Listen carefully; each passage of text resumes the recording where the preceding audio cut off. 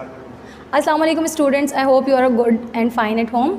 आज हम बात करेंगे चैप्टर नंबर 1 में लेक्चर नंबर 7 की। उससे पहले अगर आपने अभी तक चैनल सब्सक्राइब नहीं किया तो चैनल को सब्सक्राइब करें और पुराने वीडियोस को जाके वहाँ से विज़िट करें। बात करते हैं लेक्चर नंबर 7 में, that is contribution of Muslim and other scientist in the field of biology. So पहले हम मुस्लिम साइंटिस्ट को कवर करेंगे one by one and then will move towards other non Muslim scientist. So पहले scientist हमारे पास है contribution of Jabir bin Hayyan. Jabir bin Hayyan, he was born in Iran in the year 722 to 817 AD.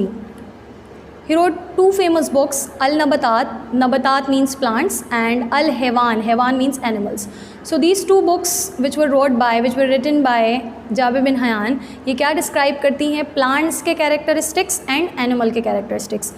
Plants characteristics are explained in Al-Nabatat and animals characteristics are explained in Al-Hewan. Second scientist is Abdul Malik Asma'i. He was born in 741 AD. His famous books are Al-Khel, Al-Abil, Al-Wahush, Ash-Shah and Khalaqul Insan. Al-Khel describes the characteristics of horses. Al-Ibil describes the characteristics of camels. Al-Wahush explains the characteristics of animals. Ash-Shah is about sheep and Khalaqul Insan, of course, Insan. It describes the characteristics of human being. So इन तमाम books में characteristics मौजूद हैं horses के, sheeps के, ants के, human के, etc. Next is Ali bin Rabban Turbi. He was born in 775 and his complete era is 775 to 870 AD. He wrote book Firdausul Hikmah having many illustrations and detailed articles on philosophy, zoology, psychology, astronomy.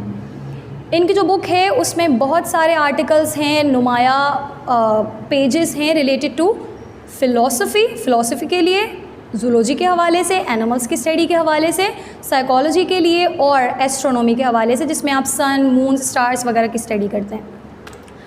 आगे है contribution of Abu Usman Umar al Jahiz. He wrote books like al Hayawan describing characteristics of 350 species of animals, especially his contribution is towards the life of ants. इनकी जो भी books हैं वो explain करती हैं, as the name Hayawan itself means animals, his contribution is towards animals. Animals के लिए इन्होंने बुक्स राइट की, बुक्स लिखी और एक पर्टिकुलर बुक में इनकी 350 स्पीशीज़ ऑफ एनिमल्स के बारे में बताया गया है और पर्टिकुलर फोकस उसका किस पर है? एंट्स की लाइफ पर है। Next is Al-Farabi and Abu Qasim al-Zaharwi. They both were surgeons and hakim of Islamic world. Al-Farabi wrote books Kitabul Nabatat and Kitabul Haywanat. Again, Nabatat and Haywan से आप familiar हो गए हैं अब. So Al-Nabatat या Kitabul Nabatat is related to the characteristics of plants and Al-Haywanat or Kitabul Haywanat is related to the characteristics of animals. So they both were surgeons and hakims of Islamic world at that time. लेकिन उसके साथ साथ इनकी अलग अलग contribution भी है। अल-फरबी ने किताबें लिखी हैं, बुक्स लिखी हैं। He was the author of 2 books like Kitabul Nabatat and Kitabul Hayawanat. अलग से जो कॉन्ट्रीब्यूशन है अल-ज़हरवी की, it is he was very famous and well known for the removal. Okay, next is Ibnul Haytham. He was born in Basra, Iraq 965 to 1039 AD. He wrote books like Kitabul Manazir and Mizanul Hikmah. He explained the phenomena of vision and corrected the Greek conception about vision. क्या किया इन्होंने? He explained the phenomena of vision, किस तरीके से देखा जाता है, आई का कौन से वाला पार्ट विजन के लिए असाइन हुआ है, किस पार्ट से हमें चीज़ें विजुलाइज होती हैं। ग्रीक का जो भी कॉन्सेप्ट था, पहले ग्रीक्स क्या सोचा करते थे, किस पार्ट को आई के असाइन करते थे विजन के लिए, उसको इन्होंने करेक्ट किया और फाइनली ये बताया कि आँख में जो एक लास्ट लेयर रेटिना होती है वही फाइनली आपको विजन प्रोवाइड करती है। सो किताबों के नाम भी विजन से ही रिलेटेड हैं, that is Kitabul Manazir. Manazir कब देख पाएंगे? When you are visualizing anything, right. And Mizanul Hikma. Kitabul Manazir, Mizanul Hikma, इनकी 2 बुक्स हैं जिनको इन्होंने राइट किया। उसके साथ साथ इन्होंने विजन को भी बताया किस तरीके से प्रोड्यूस करती हैं हमारी आइज़, और ग्रीक्स का जो भी कॉन्सेप्ट था उसे फाइनली रिजेक्ट करके बताया कि retina is the site of vision. Next हमारे पास बू अली सिन्हा है. He was born in 980 AD. He wrote books like Al-Qanun and Fil-Tib Al-Shifa. He was considered as one of the founder of medicines. Right? 2 books भी लिखी हैं इन्होंने, Al-Qanun and Fil-Tib Al-Shifa, और उसके साथ साथ his contribution mainly is towards field of medicines. ठीक है जी. आगे आपके पास contribution of Ziauddin Ibn al-Baitar है. He was specialized in the study of plants, like he worked for botany. He specialized in the study of plants and he wrote many books on plant species. Plant के species पर बहुत सारी books भी लिखी और he used to go here and there for learning about plants. Contribution of Ibn al-Nafis. Ibn al-Nafis की आपके पास क्या contribution है? He described the process of human blood circulation. आपकी बॉडी में जो हार्ट पाया जाता है, जो ब्लड पाया जाता है, वो किस तरीके से पूरी बॉडी में सप्लाई होता है to give energy to the body, to supply oxygen, food and other things to the body parts. ये सारी चीज़ें आपको एक मुस्लिम साइंटिस्ट ने एक्सप्लेन की. He was Ibn al Nafis. Contribution of Kamaluddin al Damiri. He compiled the book Hayatul Hayawan. Again Hayawan means animal, so his contribution is definitely towards zoology, animals के हवाले से काम किया है. सो ही compiled book Hayatul Hayawan. Hayat means life, about the life of animals, and this book was based upon characteristics of more than 1000 kinds of animals. उस book में आपके पास कितने एनिमल्स के कैरेक्टरिस्टिक्स मौजूद हैं? 1000 डिफरेंट काइंड्स के एनिमल्स के characters हैं. 10th पर आपके पास कॉन्ट्रीब्यूशन ऑफ अली बिन ईसा है. और what was the contribution? He was well known eye specialist of his time. He worked on structure, function and diseases of eye. Eye specialist थे अपने time के और इन्होंने काम किया, आई के स्ट्रक्चर को अंडरस्टैंड किया, आई के फंक्शंस क्या क्या होते हैं, और आई से रिलेटेड अगर कोई डिजीज़ भी हैं तो उसके ऊपर भी इनकी गहरी जो है वो लर्निंग थी. He described about 130 different disease of eye. आज तो पता नहीं कितनी बेशुमार डिजीज़ होंगी आई से रिलेटेड, बट एट दैट टाइम भी आपके पास अली बिन ईसा ने he described about more than 130 different type of eye disease. आगे आपके पास कौन है? Abdul Qasim Majriti. As the last Muslim scientist he contributed towards animal species. His contribution mainly is towards animal species. His books are on animal species and these books are very famous in Europe till today. इनके books को आज भी Europe में पढ़ा जाता है और उन्हें बड़ी अहमियत का हामिल समझा जाता है. So let's move towards other scientists. आपके पास अदर नॉन मुस्लिम साइंटिस्ट में पहले साइंटिस्ट हैं William Harvey. So he was born in 1578 and in 1657 was the last year of his life. He described the process of blood circulation like your one Muslim scientist described. Ibn al-Nafis और आपके पास William Harvey की same contribution है, that is in दोनों ने ही आपके लिए blood circulation को describe किया है. Okay, second is Galileo. 1610 AD. He invented microscope to examine small organisms. Initial times में जो पहली ऑप्टिकल डिवाइस बनाई गई थी to examine smaller object, small things, उनमें मेन कंट्रीब्यूशन है आपके पास गैलीलियो की. इनकी माइक्रोस्कोप्स के हवाले से, गैलीलियन माइक्रोस्कोप के हवाले से, जो उस टाइम में माइक्रो ऑर्गेनिजम्स की अंडरस्टैंडिंग के लिए इस्तेमाल की जाती थी. So third is contribution of Robert Hooke. 1665 AD. He discovered cell, the basic structural and functional unit of living organism. Here are two examples of cell. This is the plant cell and that is an animal cell. Contribution of Carlos Linnaeus or only Linnaeus, 1707 to 1778 AD.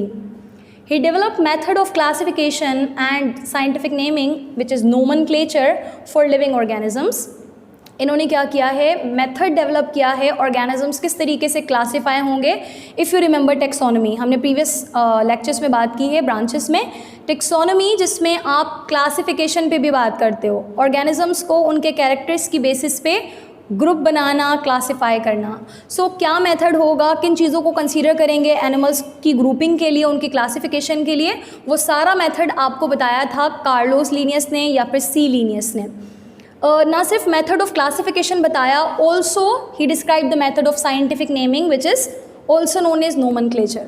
Animals को name कैसे देंगे, what is the particular method, क्या तरीका होगा, किन चीज़ों को मद्देनज़र रखते हुए, कंसीडर करते हुए एक ऑर्गेनिज्म का नाम दिया जाएगा, ये सारी बातें आपको कार्लोस लिनियस ने बताई। He was considered is the father of taxonomy as well, क्योंकि ये दोनों चीज़ें आपने टेक्सोनॉमी में ही डिस्कस की हैं, scientific naming and classification. Contribution of Sheridan and Schwann 1839, they formulated cell theory, they contributed towards the cell theory. एक बड़ा अहम काम रॉबर्ट हुक के बाद, सेल की डिस्कवरी के बाद जो हुआ है, it was performed by Sheridan and Schwann in the year 1839।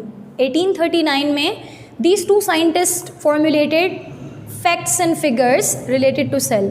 Cell क्या है, कहाँ पर होता है, क्या काम करता है, किस चीज़ का बना हुआ है, इन तमाम चीज़ों को कंपाइल्ड करके they postulated a theory which is known as cell theory, जिसके 3 मेन पोस्टुलेट्स हैं या पॉइंट्स हैं। All living organisms are composed of cell, either one or more cells.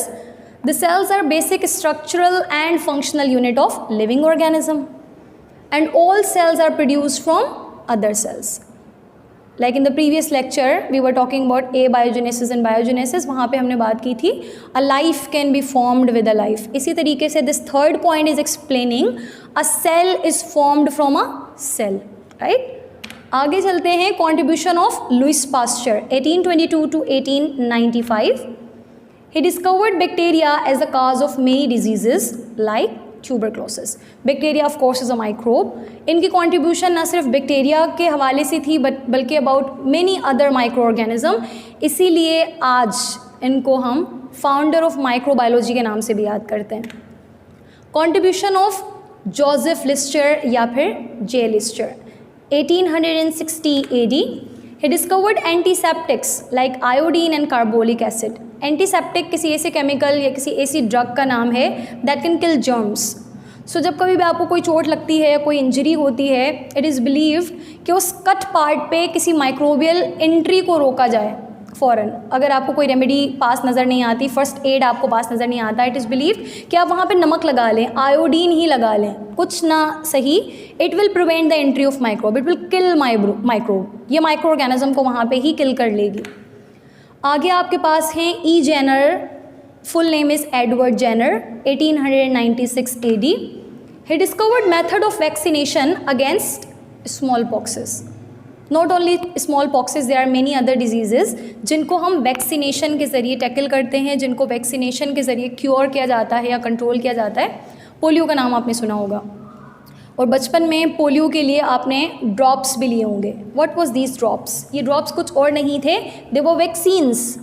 तो वैक्सीन इज़ एनी केमिकल जो आपकी डिजीज़ को prevent कर सकता है, और सबसे पहले इस वैक्सीन का कॉन्सेप्ट, वैक्सीनेशन का कॉन्सेप्ट अगेंस्ट स्मॉल पॉक्सेस किसने आपके लिए इंट्रोड्यूस किया था? He was Edward Jenner. आगे आपके पास है contribution of Charles Darwin 1859 AD। Okay, he was considered as the founder of evolution. He worked a lot towards the field of evolution, इसीलिए हम इनको क्या कंसिडर कर लेते हैं, क्या कहते हैं? The founder of evolution. Next is ग्रीगर John Mendel 1822 to 1884 AD।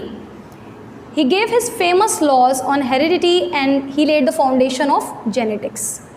He is considered as the father of modern genetics. Again, like Darwin, his contribution was related to evolution.